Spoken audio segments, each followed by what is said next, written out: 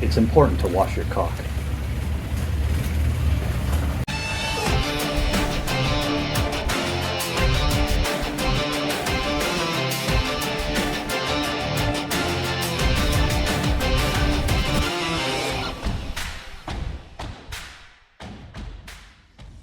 After acclimating on my first day in Thailand and checking out the most popular sites the day after, today's adventures took me outside of Bangkok. I had a day tour booked to see the Mae Klong Railway Market, the Damnoen Saduak Floating Market, and a relatively new complex called the Dragon Temple. So, let's just get right into it. The Mae Klong Railway Market, or Talat Ram Hub, which literally translates to Umbrella Closing Market, is located about 80 kilometers southwest from Bangkok and is easily visited by car. It is one of the world's most unique markets. Vendors sell fresh produce, seafood, and goods right on the active train tracks. Goods sold at the market are pretty similar to the items I saw while wandering semi-aimlessly through Bangkok. However, being close to the Gulf of Thailand, it is famous for its fresh fish, prawns, and squid, including the regional specialty, Platu Mae Klong, a type of short mackerel.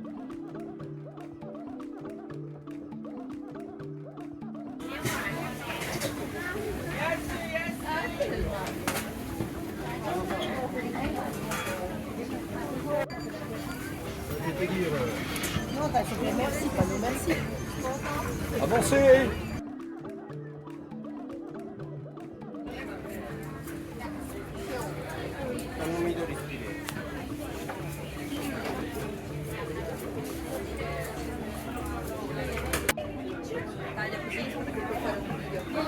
Quando ciulo il pesce.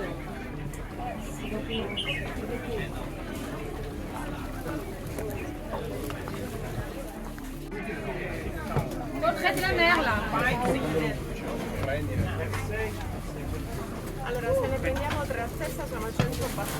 The railway itself was built in 1905, connecting Wat Samphran to Bangkok, meaning that the market has adapted to the train's presence for over a century. The spectacle unfolds with incredible efficiency. A loud bell and a distant train horn signals the train's approach, usually 3 to 5 minutes before it enters the market area. Vendors, who do this about 8 times a day, calmly and quickly begin the choreographed move. They retract their sun awnings and umbrellas and swiftly pull their portable tables or wheeled racks backward.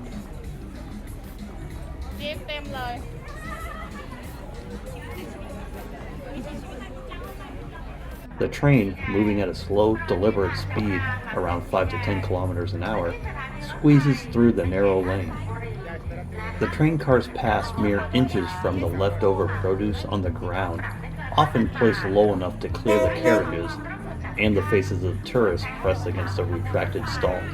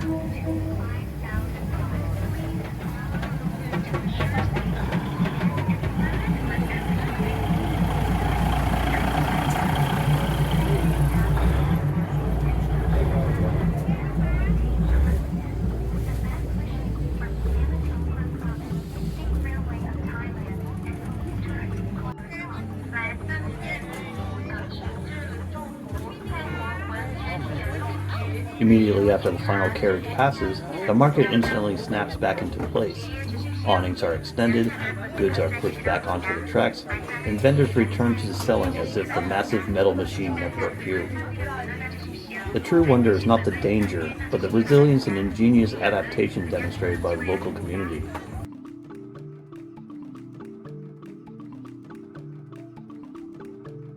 It is a neat little spectacle to check out, but I was turned off pretty quickly by the sheer number of tourists that were there. It was hard to move around, The ground is broken and uneven, and the items being sold weren't unique enough from what I've seen in Bangkok to hold my attention.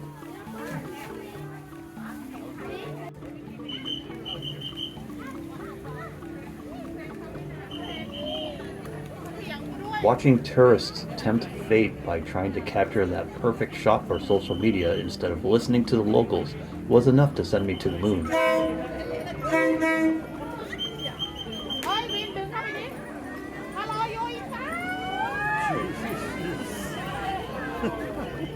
I really wish that this one girl got clipped. That's how you go viral.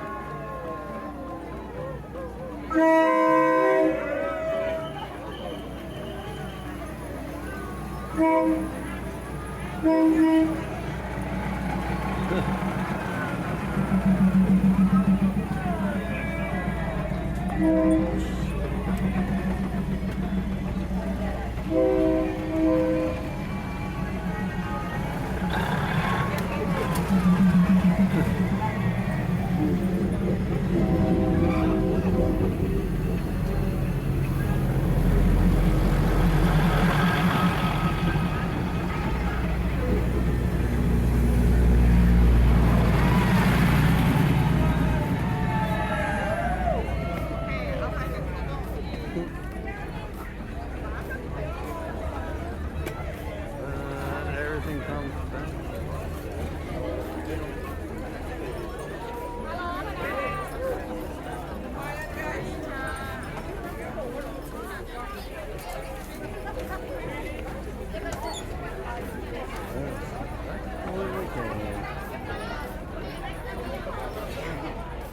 The next stop was to the Damnoen Saduak Floating Market, which wasn't far from the railway market.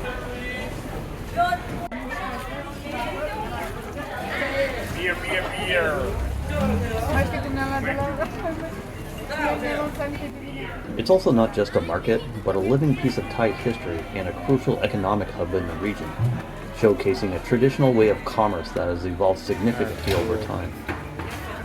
The market owes its existence to King Rama IV, who ordered the Damnoen Saduak Canal to be dug in 1866 to connect the Ta Chin and Mae Klong rivers, facilitating transport and agriculture.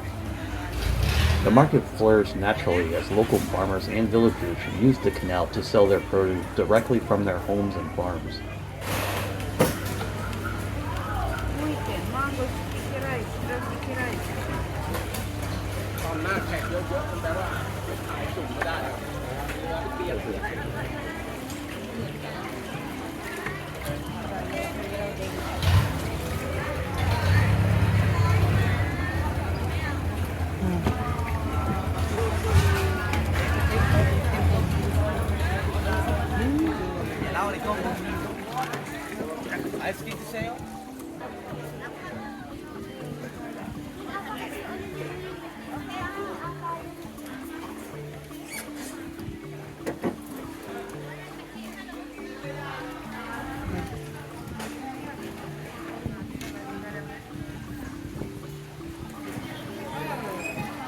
Oh wow.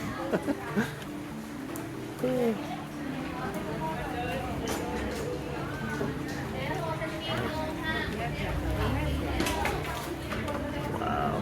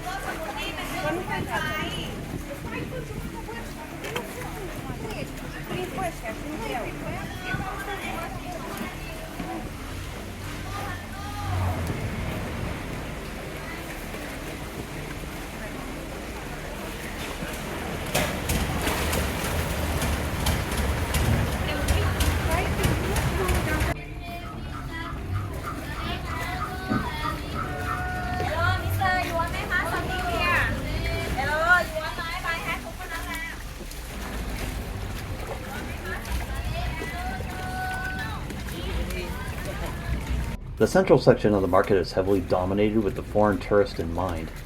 However, the outlying, quieter canals is where the local way of life can be found. Simple, often centuries-old wooden houses built on stilts directly over the water. You can see locals engaging in daily routines, children fishing from the banks, women doing laundry, and small private boats being used as personal transportation to either the nearest main road or to the area's temples, schools, and hospitals. It's important to wash your cock.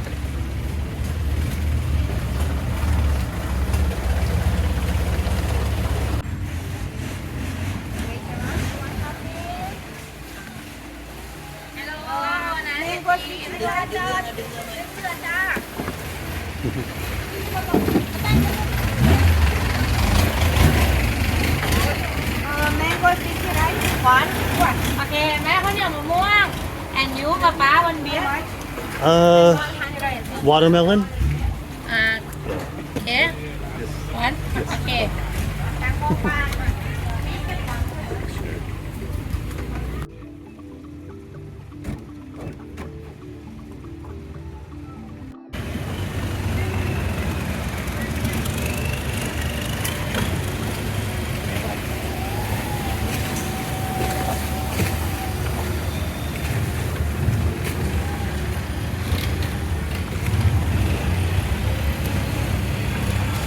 Once back on land again, my watermelon smoothie and I explored the canals from above.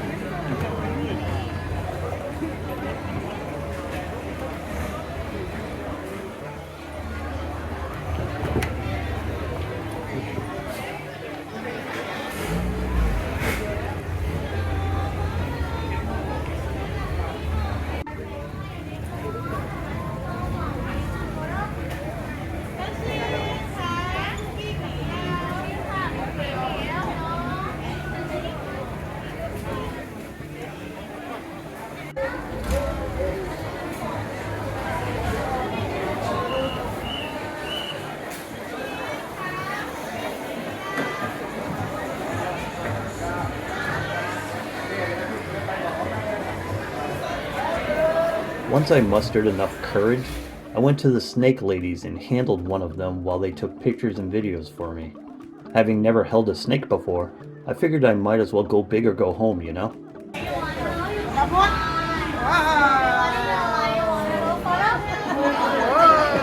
กางแขนเลยครับ Rambo Rambo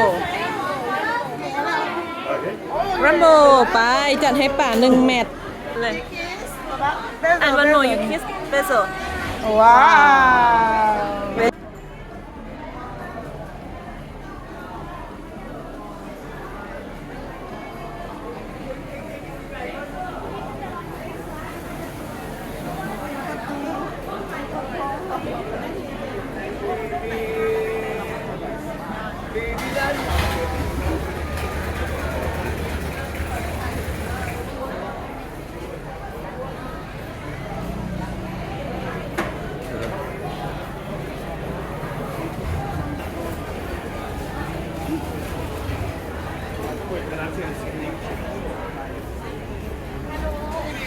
It's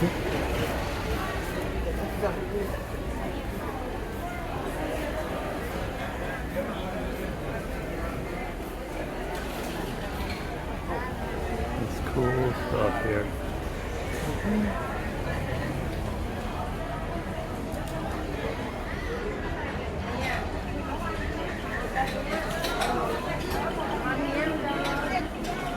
After touring some of the vendor stalls, it was time to have some shrimp pad thai with a drink for 100 baht, or about $3 US. The last stop of the day was to Wat Samphran, also known as the Dragon Temple. Located about 40 kilometers west of Bangkok, it is a stunning 17-story cylindrical tower painted red. The dragon itself is a massive sculpture that spirals around the base of the tower all the way to the top, where its head peers over the roof. The dragon is made of iron and fiberglass. The body of the dragon is hollow, and visitors walk up the spiraling ramp to reach the roof. This climb, which can be warm and slightly challenging, is symbolic of the journey from sorrow to happiness or the ascent to spiritual enlightenment through the Buddhist heavenly realms. It's also surprisingly clean. Being a temple, you're required to take your shoes off before entering, and I was surprised that the bottom of my white socks didn't get dirtier than they did. That said, I was also unaware at the time that I would be walking up 17 floors on uneven concrete to reach the top, plus using the same route to get back down.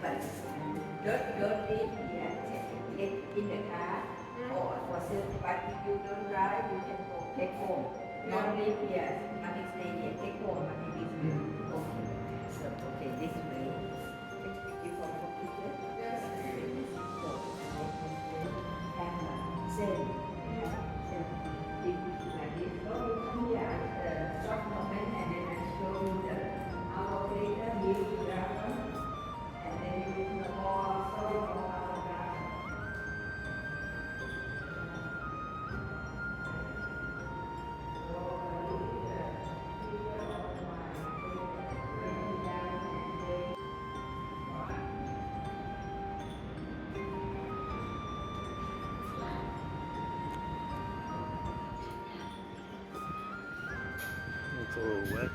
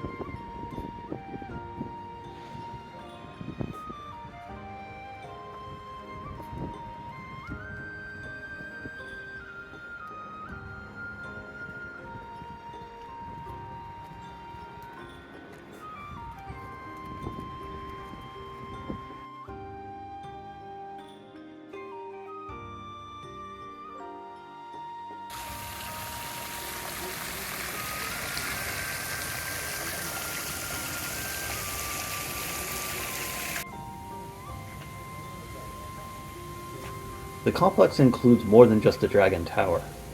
The grounds feature other unique and whimsical statues, smaller temples, and a large golden Buddha statue.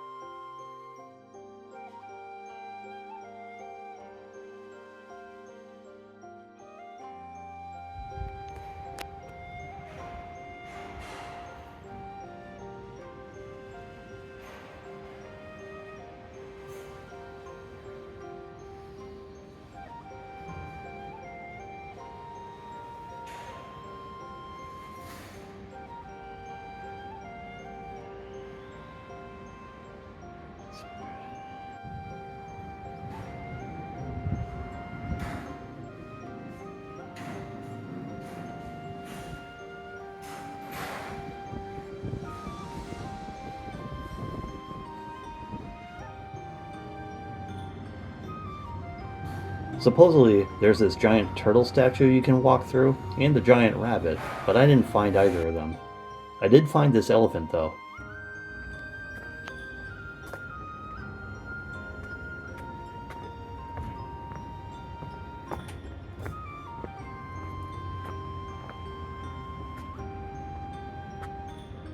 Okay, that's creepy.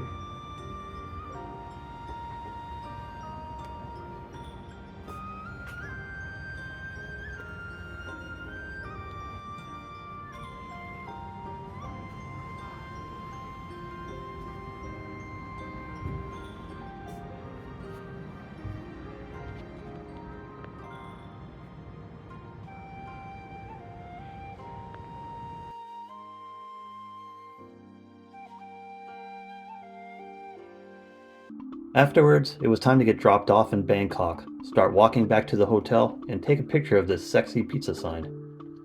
Though I didn't particularly care for the railway market, I thought the floating market and the Dragon Temple were really cool. I enjoyed myself more on today's trip than the temple tour that I took the day before. Still, out of the 6 day tours that I booked in advance, this may have been the 5th best one. It didn't suck, but it just gives you an idea of how much better this trip gets on what I already considered at this point a pretty good trip and worthwhile use of my vacation time. What adventures are in store for me next? Be sure to like, comment, and subscribe. It'll motivate me to pump out the content and answer those burning questions you have. Until next time.